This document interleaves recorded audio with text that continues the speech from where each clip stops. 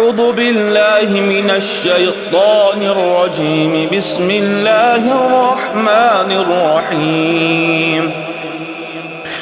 الحمد لله الذي أنزل على عبده الكتاب ولم يجعل له عوجا قيما لينذر بأسا شديدا من لدنه ويبشر المؤمنين الذين يعملون الصالحات أن لهم أجرا حسنا ماكثين فيه أبدا وينذر الذين قالوا اتخذ الله ولدا ما لهم به من علم ولا لآبائهم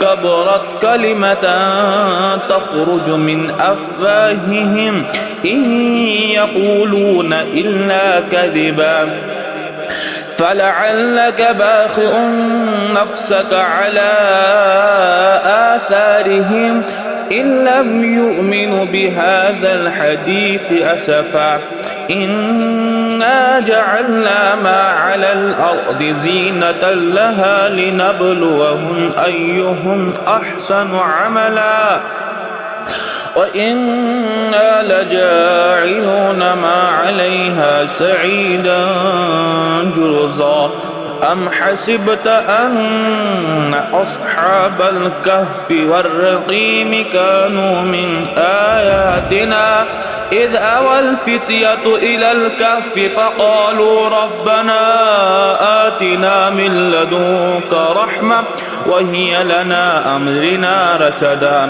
فضربنا على آذانهم في الكهف سنين عددا ثم بعثناهم لنعلم أي الحزبين أحصى لما لبثوا أمدا. صدق الله العظيم.